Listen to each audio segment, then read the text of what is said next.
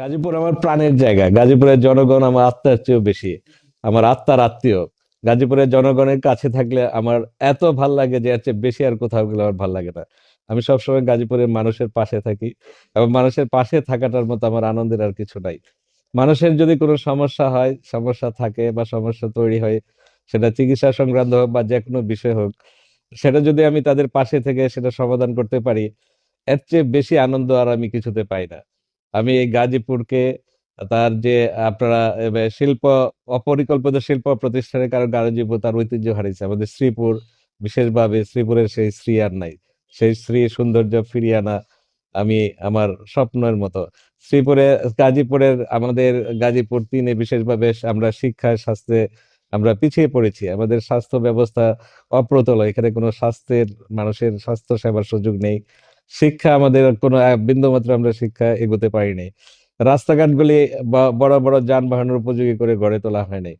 তাছাড়া শিল্প বর্জ্যের কারণে আমাদের স্বাস্থ্য ঝুঁকি তৈরি হয়েছে।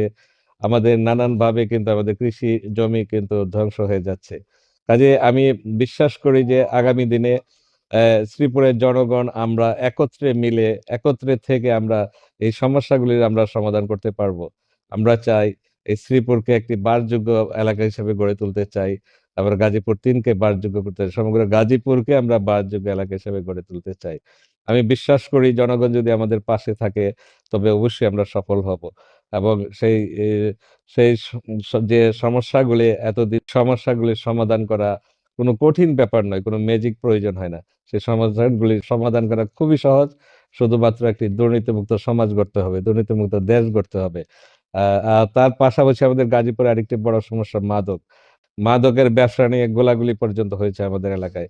আমরা চাই যে মাদক, সন্ত্রাস এবং দুর্নীতির বিরুদ্ধে আমাদের এলাকার সচেতন জনগণকে নিয়ে একটা লড়াই করতে, এবং সেই লড়াই আমাদের বিজয়ী হতে হবে। কারণ ওই লড়াইয়ে যদি আমরা বিজয়ী হতে না পারি, তাহলে কিন্তু আমরা অনেক, অনেক পিছিয়ে যাবো, এবং আমরা কিন্তু আমাদের সামনের যে দিনগুলি সেটা আমাদের জন্য খুবই খারাপ সময় আসবে এবং খুবই কষ্টকর সময় আসবে।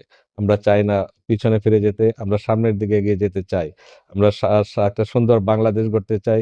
আমরা একটা আধুনিক বাংলাদেশ গড়তে চাই, একটা নতুন বাংলাদেশ গড়তে চাই।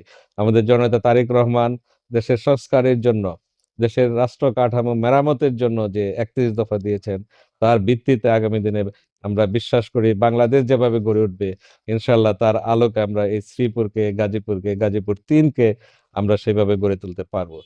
আমার আগে আমরা, আমাদের নেতা বলেছেন, যিনি ইনশাআল্লাহ আগামী দিনে যাকে নিয়ে আমরা স্বপ্ন দেখি, যিনি ইনশাআল্লাহ আমাদের দেশের রাষ্ট্র ক্ষমতায় আসবেন এবং বাংলাদেশের প্রধানমন্ত্রী হিসেবে দেশের